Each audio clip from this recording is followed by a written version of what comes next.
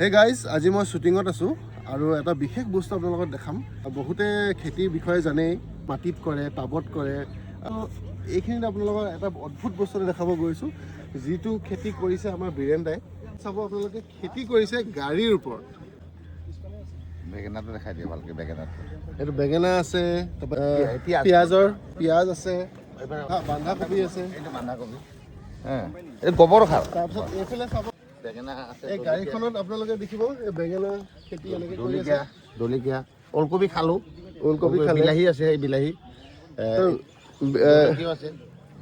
আমি বীৰেন্দাকে সুধিম যে এইটো আইডিয়া মানে কেনেকৈ আহিলে আৰু ৰাইজে যদি বিচাৰে কেনেকৈ মানে পিছলৈ আপুনি ভাবি থৈছে।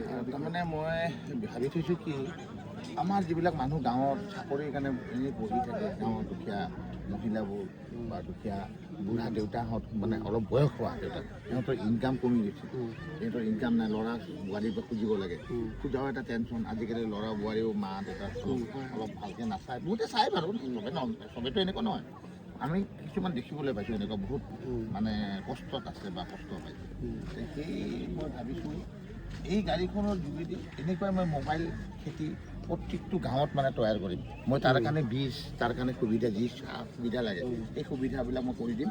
তো মই সেইটোৱে কওঁ যে এটা ভাল পদক্ষেপ লৈছে মোবাইল, নামটো দিছে মোবাইল খেতি। পইচা দিছোঁ এই কামটো যে আপুনি আগুৱাই যায়, অসমতে নহয় গোটেই ভাৰততে আৰু যে গম পায়, আৰু তাৰ বাবে শুভেচ্ছা আপোনালোক। আৰু তোমালোকক ধন্যবাদ, তোমালোকে এক্টিং কৰিলা আৰু বহুত মোক উন্নতি কৰিলা। আৰু প্ৰথমতে জুবিন কাকক ধন্যবাদ দিবলৈ, এই অঞ্চলটো প্ৰথম জুবিন কাকে আৰম্ভ কৰি দিলে, আৰু জুবিন কাকৰ কাৰণে এতিয়া আমি কাম কৰি আছোঁ, কৰি থাকিম।